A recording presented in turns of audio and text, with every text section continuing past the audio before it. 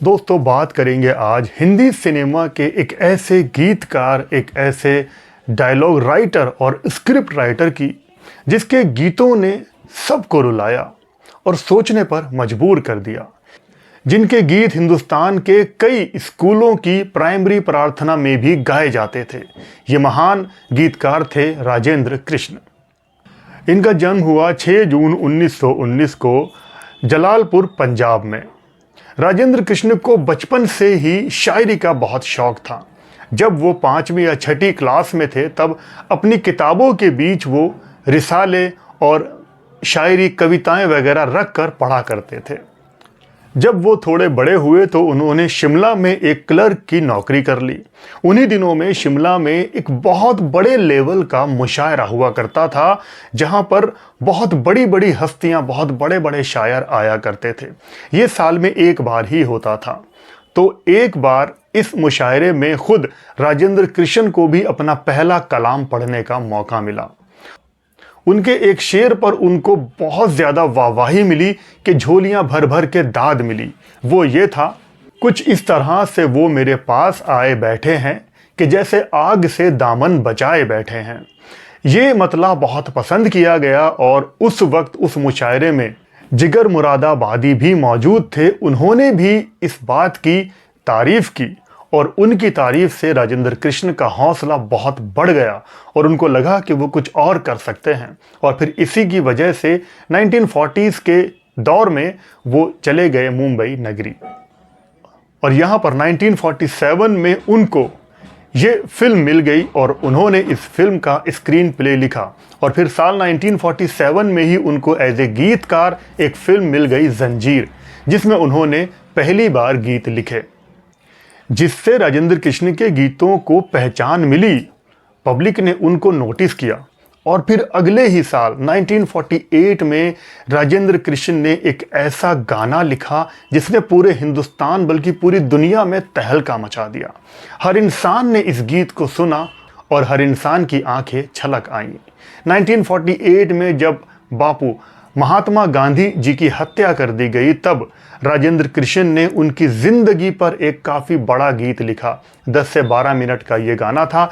इस गाने को अपने मधुर संगीत से सजाया था हुसन लाल भगत राम ने और इस गीत को अपनी मेलोडियस मधुर दमदार आवाज़ में मोहम्मद रफ़ी साहब ने गाकर अमर कर दिया था। सुनो सुनो ए दुनिया वालों, बापू की ये अमर कहानी। सुनो सुनो ए दुनिया वालों, बापू की ये अमर कहानी। वो बापू जो पूज है इतना जितना गंगा माँ का पानी। इस गाने को जिसने भी सुना वो रो पड़ा था। बहुत ज़्यादा कामयाब सुपर हिट गाना। उन्होंने मद्रास की एक फिल्म में ये भी बड़ा शानदार गीत लिखा, मेरे वतन से अच्छा कोई वतन नहीं है।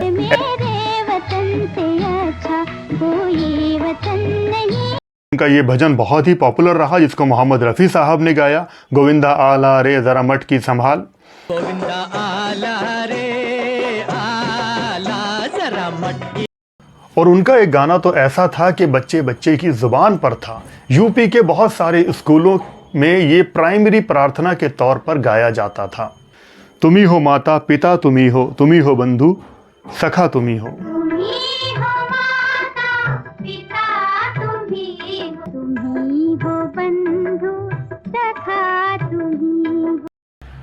इस प्रार्थना को, इस गीत को भी बहुत वाहवाही मिली थी। उन्होंने एक ऐसा गीत भी लिखा जिससे लोगों को मिलजुल कर रहना चाहिए, जिसको लेजेंडरी सिंगर मोहम्मद रफ़ी साहब और किशोर कुमार साहब ने गाया। आधी तुम खा लो आधी हम खा लें, मिलजुल के ज़माने में गुजारा कर ले। आधी तुम खा लो आधी हम खा लें, तेरा गम मेरा गम यही गाते चले हम।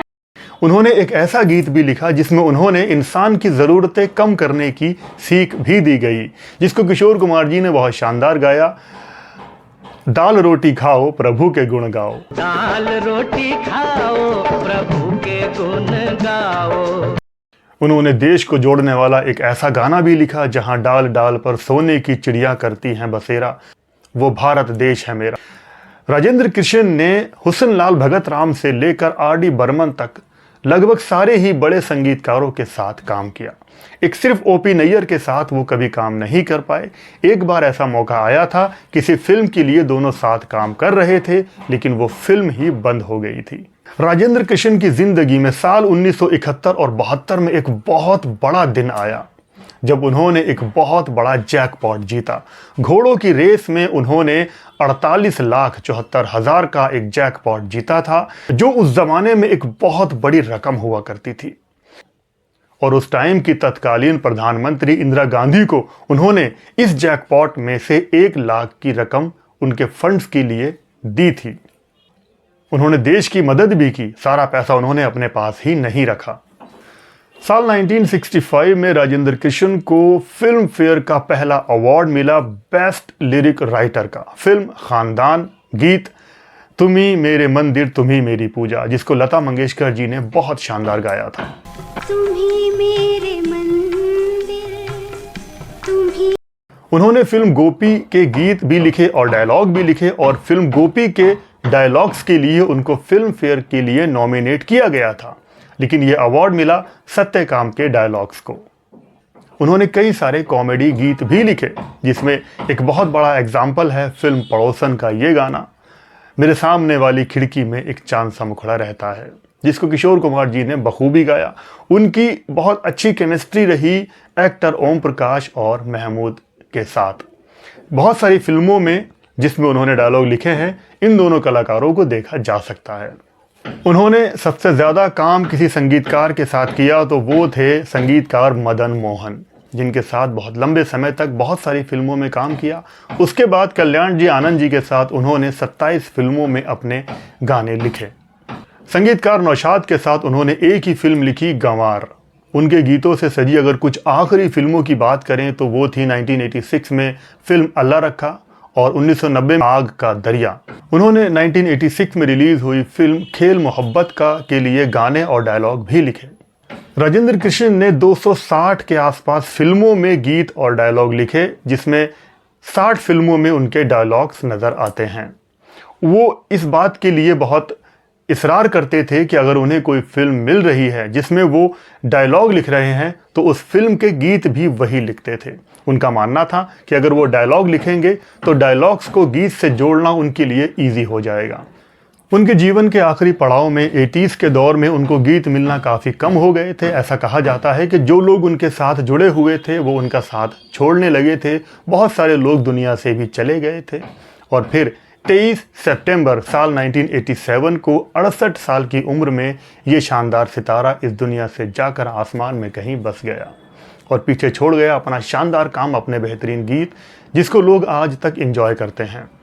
तो जैसे मेरे पिया गए रंगून, तुम्ही मेरे मंदिर तुम्ही मेरी पूजा, पल पल दिल के पास तुम रहती हो, जहाँ डाल डाल पर सोने की चिड़ियाँ करती हैं बसेरा। फिल्म गोपी का सॉन्ग सुख के सब साथी दुख में ना कोई, यूं हसरतों के दाग मोहब्बत में, और चल उड़ जा रे पंछी। इस तरह के न जाने कितने गाने हैं। तो राजेंद्र कृष्ण का आपको कौन सा गीत सबसे ज़्यादा पसंद है, कमेंट करके ज़रूर बताना। ये इन्फॉर्मेशन आपको कैसी लगी ये ज़रूर बताना। वीडियो पसंद आया हो तो वीडियो को लाइक कर देना। रेट्रो शावेज की यादों के रूहानी किस्से में आज बस इतना ही। आप लोग अपना बहुत बहुत ख्याल रखें और देखते हैं रेट्रो शावेज। जय भारत, जय हिंद।